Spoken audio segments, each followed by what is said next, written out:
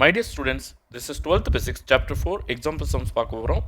Example 4.23 பார்க்க போகிறோம். ஓகேவா?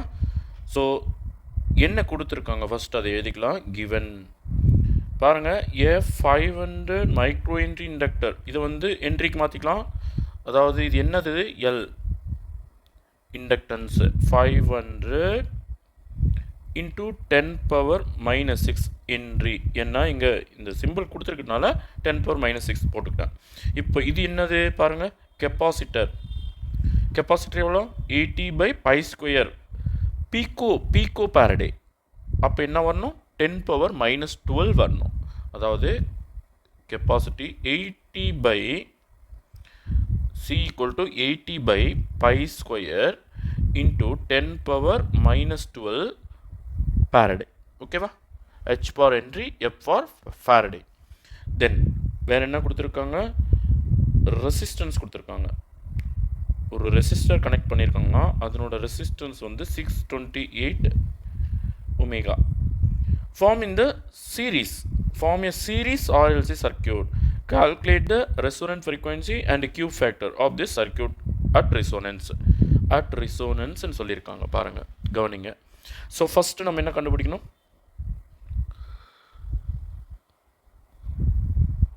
ரெசோனன்ட் ஃப்ரீக்வன்சி எஃப்ஆர் கண்டுபிடிக்கிறோம்.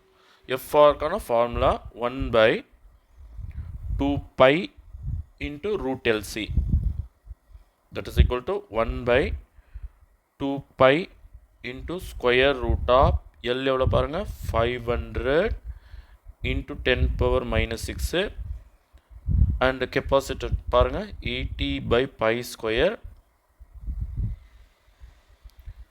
into 10 power minus 12. எல்லாத்துக்கும் சேர்த்து ரூட்டு. ஓகேவா? சரி, இப்போது இது பாருங்கள் 5 ஸ்கொயர் 1/pi ஸ்கொயர் இருக்கா, அது மட்டும் நம்ம ரூட் எடுத்துடலாம். சரி, நான் உங்களுக்கு பிரித்து எழுதி காட்டிடுறேன். பாருங்கள் 1/2π அப்படியே ரூட்டுக்குள்ளே இந்த 1/pi ஸ்கொயரை மட்டும் நான் தனித்து எடுத்துக்கிறேன். அது போக என்னெல்லாம் இருக்குது பாருங்கள், ஒரு 500 இருக்குது, ஒரு 80 இருக்குது. இது ரெண்டையும் மல்டிப்ளை பண்ணிக்கலாமா, 500 into 80. ஓகே, இந்த 0 எடுத்து போட்டுக்கலாம். 800 800 8 5s are 40. அப்போது 4 பக்கம் 4 0. ஸோ இவங்க ரெண்டு பேரும் மல்டிப்ளை பண்ணிட்டோம். இப்போ பாருங்கள், எங்கள் 10 power minus 6 இங்கே 10 power minus 12, இதை ரெண்டுத்தையும் 10 power minus 18ன்னு எழுதிக்கிறேன். இப்போ இந்த 1/pi ஸ்கொயருக்கு மட்டும் நம்ம ரூட் எடுத்துட்டோம்னா என்ன வரும்னா 1/2π 1/pi, அதாவது 1/pi ஸ்கொயருக்கு ரூட் எடுத்தால் 1/pi. ஓகே, அது போக இது பாருங்கள் 2 0 இருக்கா, 4க்கு ரூட் எடுத்தால் என்ன 2. அப்புறம் இந்த 2 0க்கு ஒரு 0, இந்த 2 0க்கு ஒரு 0 போடுங்க. 200 into 200 பண்ணி பாருங்கள், இந்த ஆன்சர் வந்துடும். ஓகேவா? அடுத்து 10 power minus 18 அப்படியே பவரில் பாதி குறைச்சிடுங்க, 10 power minus 9. ஓகேவா? சரி, இப்போ அது போக பைக்கு பை கேன்சல் பண்ணிடலாம். 2 into 200 400. ஓகேவா? So 1/400 into 10 power minus 9. சரி, இப்போ இந்த -10 power minus 9 மேலே கொண்டு போனோம்னா 10 power 9 ஆகிடும். இதை 4 into 100ன்னு எடுத்துக்கலாமா, 100 ஃபர்தராக என்ன பண்ணலாம் 4 into 10 ஸ்கொயர், இங்கே 1 into 10 power 9. இப்போ இதை பவர் மேலே எடுத்துகிட்டு போனோம்னா இதுலேருந்து மைனஸ் ஆகிடும். இதை கட் பண்ணிடலாம். அப்போது மேலே 10 power 7, கீழே 4. இதையும் நான் என்ன பண்ணுறேன்னா இன்னும் கொஞ்சம் 1/4 into 10 power 7ன்னு எடுத்துக்கிறேன். இப்போ பாருங்கள், 1 4ஆல் டிவிஷன் பண்ணுங்கள், புள்ளி வச்சுக்கோங்க, 0 போடுங்க. 2 4s are 8, பேலன்ஸ் 2, 0 வச்சோம்னா 20, 5 4s are 20. அப்போது இந்த 1/4க்கு பதிலாக நான் 0.25ன்னு எழுத முடியும் into 10 power 7. பட் ஆன்சர் வந்து 2500 into 10 power 3 8ன்னு கொடுத்துருக்காங்க. ஸோ அதுக்காக நான் என்ன பண்ணுறேன்னா 0.25 இருக்கு இல்லையா, இந்த 10 power 7ல் 10 power 4ஆல் இதை பெருக்கிறேன், அதாவது 10,000ஆல் இதை பெருக்கிறேன். மீதி 10 power 3 நான் அப்படி வச்சுக்கிறேன். பாருங்கள், இதை தான் நான் ஸ்ப்ளிட் பண்ணியிருக்கேன். இப்போ 10,000ஆல் இதை மல்டிப்ளை பண்ணும்போது என்ன ஆகுனா இன்னும் 2 0 தேவைப்படுது பக்கம். அப்போ 2500. அது போக மீதி என்ன மீந்திருக்குன்னா 10 power 3. So 2500 into 10 power 3 8s. இதையே நம்ம கிலோ ஹெர்ட்ஸுக்கு மாற்றும் போது இதுவும் போயிடும், அதாவது 10⁻³ போயிடும். அப்போ 2500 கிலோ ஹெர்ட்ஸு. இது யார்? Resonance frequency. ஸோ ஒரு ஆன்சரை நம்ம கண்டுபிடிச்சிட்டோம். ஓகேவா? இப்போ அடுத்து Q ஃபேக்டர் போகலாம். Q ஃபேக்டர் இதுக்கான ஃபார்முலா பார்த்தீங்கன்னா Q factor equal to 1/r into square root of L/C. Okay, that is equal to 1/r எவ்வளோ பாருங்க கொடுத்துருக்காங்க கிவனில் 628 ohms.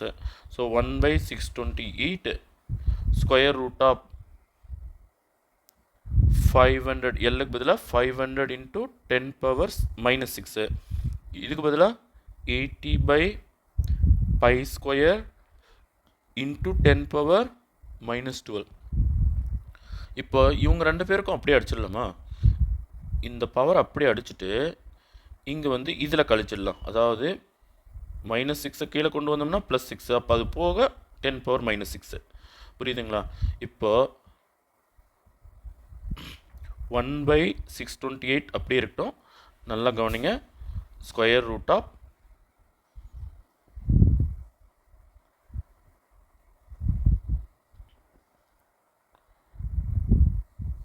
500 இருக்குது. இந்த 10⁻⁻6 மேலே கொண்டு போயிட்டோம்னா 10⁻+6 ஆகிடும். அப்புறம் இந்த π² டிவிஷனுக்கு டிவிஷன் இருந்தால் அதுவும் மேலே போய்ட்டு மல்டிப்ளை ஆகிக்கும். π² மேலே போயிடும். அது போக 80 மட்டும்தான் கீழே இருக்குது. அதுலேயும் ஒரு ஜீரோக்கு ஒரு ஜீரோ கட் பண்ணிக்கலாம். அதுக்கப்புறம் இதை 2 டேபிள் அடிச்சிடலாம். 25 2s are 50, 4 2s are 8. இப்போ நம்ம ரூட் எடுத்துடலாம். 1/628 அப்படியே 25க்கு ரூட் எடுத்தால் 5, 4க்கு ரூட் எடுத்தால் 2, 10⁻6க்கு ரூட் எடுத்தால் 10⁻3. பவரில் பாதி பண்ணிவிடுங்க. π² ரூட் எடுத்தால் π. ஆச்சா? இப்போ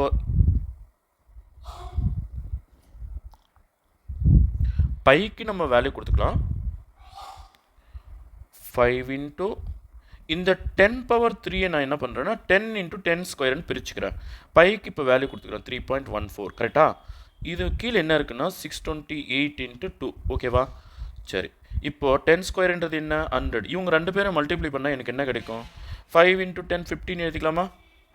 இன்ட்டு இவங்க ரெண்டு பேரும் மல்டிப்ளை பண்ணால் 314 வந்துடும். ஏன்னா 100 into 3.14 புள்ளி நவுந்து போயிடும் டெசிமல் பை 2 into 628. பாருங்கள், இது 2 டைம்ஸ் பண்ணுங்கள். 314 into 2 பண்ணுங்கள். 2 4s are 8, 2 1 is 2, 2 3s are 6.